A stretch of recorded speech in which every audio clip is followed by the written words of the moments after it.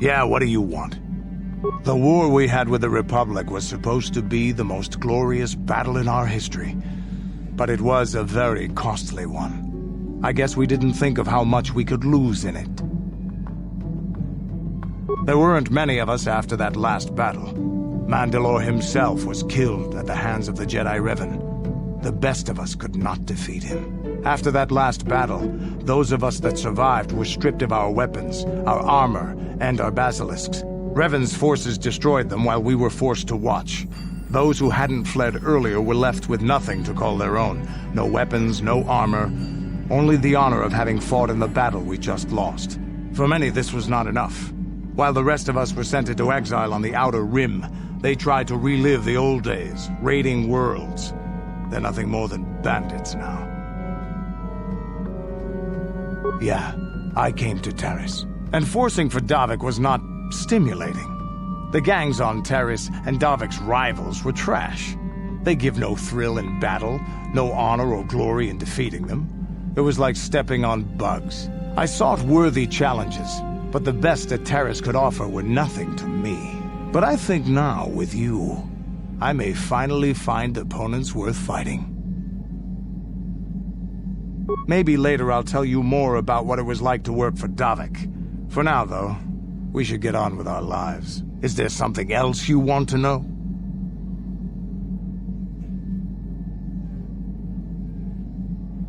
Your choice. I'm here if you want something done right. Statement. HK-47 is ready to serve, Master. Negatory. I believe that there are no further deleted memories which can be safely retrieved, Master.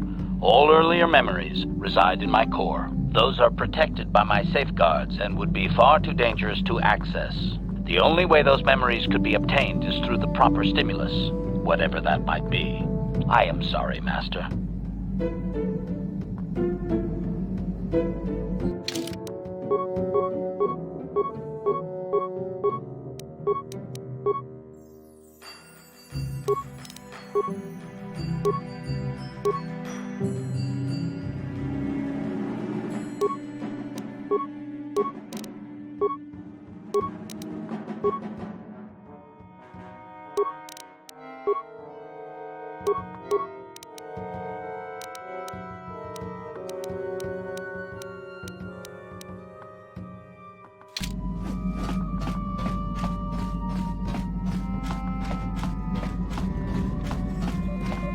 Got something on your mind, dude? No, I never did I?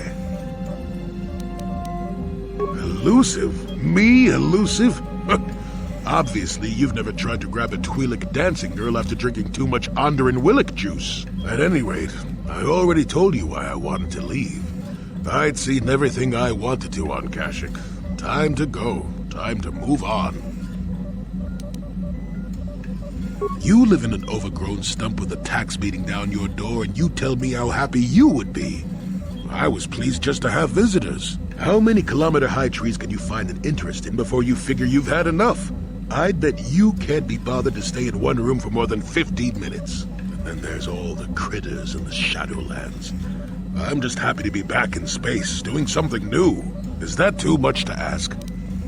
There. Now, was that so hard? An old man has to be allowed some petty eccentricities.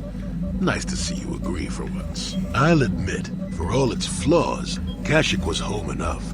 But when you came along and I saw the destiny you had before you, I couldn't help but be intrigued. Of course not. Weren't you listening last time? I can see that you have a destiny before you, but the details are far from clear. In fact, everything about you that I can see is odd. Slightly off, as if my eyes are trying to trick me. Something is very dark about you. But, I'm sure you don't need to hear my ruminations. You've probably got enough nosy Jedi offering you one opinion after another to make you sick. Your future will come of its own accord, trust me. Sometimes navel-gazing at it doesn't get you anywhere. I wouldn't worry about it too much if I were you. You remind me a bit of Nomi. That can be all bad. Nomi, Sunrider.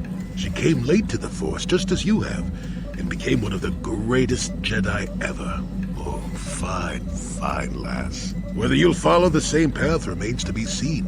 For one thing, we'll never get anywhere if you stand around chatting up old men all day. Nonsense. Have I ever refused to help you when you asked? How confused can one person be anyway? One thing I will say is that this little escapade does remind me a bit of my adventuring days before the war. Those were exciting times. Or at least it would remind me of those times if we didn't stand around. What's keeping you? You're too young to be so talkative. Shoo! Shoo!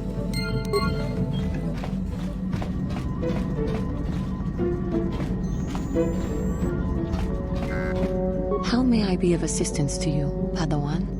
What is it you would like to speak to me about? After my father died, my mother was left to support me alone. A single non-human woman, living in one of the worst, most violent slums on Taris. It was not easy for her. When my father was killed, it seemed that something in her began to die as well. She worked as hard as she was able. But over time, she began to waste away. I later learned that she was unable to get enough money to feed both of us, and had to start borrowing from the exchange, a band of cutthroats and smugglers. But even that was not enough. She hid what she was doing from me. She gave most of her food to me so that I would be strong, but she herself was suffering deeply from it. In the end, she could go on no longer, and collapsed at the cantina where she worked one day. She never recovered. There was nothing really that I could do for her. She left me no money, and no doctor would see her without being paid first. I sat by her bed for days as she lay there dying. I never want that to happen to someone I care about ever again. But there was still the money she had borrowed. She had never paid it back and made no provisions for her death. You must understand. The exchange is brutal. They care nothing for the life of a sentient being. They are the major suppliers of slaves on Taris. They thought it would be appropriate that, with my mother owing them money, the debt should be passed on to me. And with no way to pay, they took me by force. You have no idea what it is like to be bound like a beast and treated as such. It was the worst time of my life. They treated me like livestock. They were waiting for a buyer to give them some credit for me when the Jedi came to fight the Mandalorians.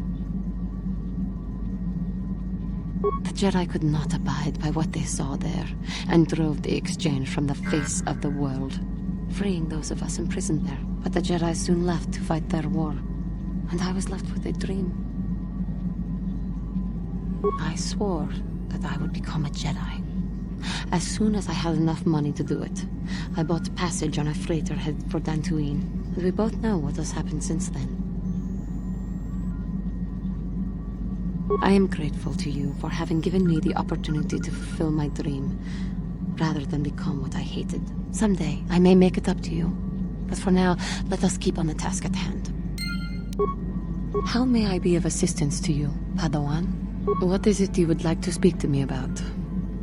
Taris was my home for many years. As much as I hated it, it was still home. A rat hole, a warren, a paradise. I suppose you could call it all these things. For me, it was hell. To walk down the streets, to have people look at you in disgust, like an animal. Most did not know anything about me, but it was there, all the same. Because I was an alien, because I was different from them, frightening. I doubt any of them had even seen my people before. So they persecuted me. They looked down on me and my family. Charged us more for food, would not let us walk their streets. They spat on us. You are human. You could not possibly know. That is true, I suppose. But it is much more obvious for someone like me. There were no other KoTOR on Taris. No one to talk to, no one to confide in.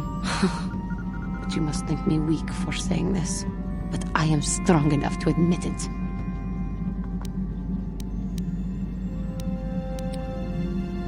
I thank you for your concern, but maybe I am weak. To think that some stories of my stupid past could possibly interest you. I thank you. You are kinder than I would have expected to put up with me using you in this way. I hope that I will not use your time so badly in the future. Thank you.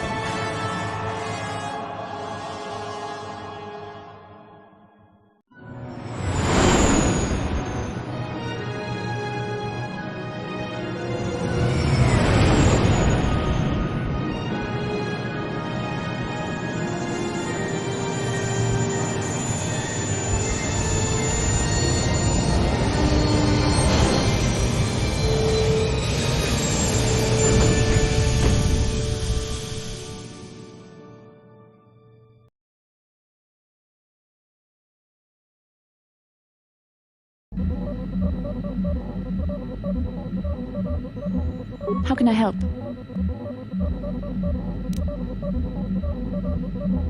Then I suggest we move on.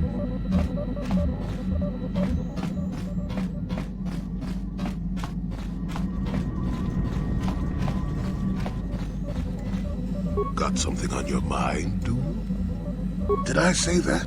Strange the tricks memory plays on you when you get older. Didn't I say that my past was my affair? You don't see me poking and prodding you with questions, do you?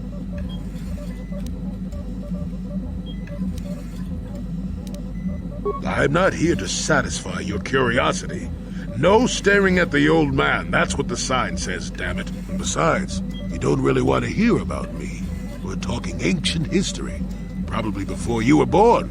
History bores kids. Proven fact. Oh, fine, have it your way. Just don't cry about it later. Yes, I was an adventurer. Happy now? I wasn't even done with my Jedi training back then. I had a full head of hair and an eagerness to see absolutely everything. Sound familiar? The Council was never happy with willful, brash Jolie Bindo, you see. Even less so when I began my smuggling career.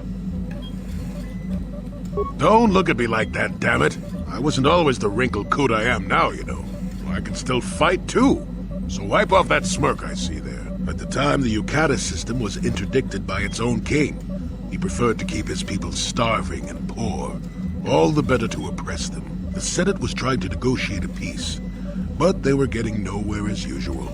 I decided I wasn't going to wait. I found myself a ship and a partner, and we began smuggling food and supplies to the Yukata citizenry through the blockade.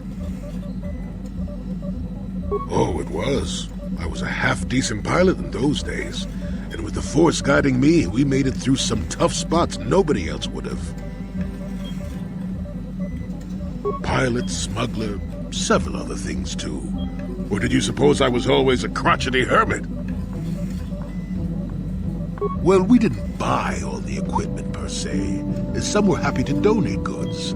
Some we just knew had more than they could use. Stole is such a harsh word. They would have donated those goods readily enough if they were compassionate. I considered it a tax on the greedy. We only got caught once. A lone Yukatish frigate shot us down and forced a crash landing. I thought the Force had abandoned me, as I remember. Well, as it happens, getting shot down turned out to be very fortunate. That day was the day that was the day I met my wife. No, that was a good memory. There are just much worse ones that followed. If it's all the same to you, I'd prefer to stop talking now. My mouth is starting to draw flies.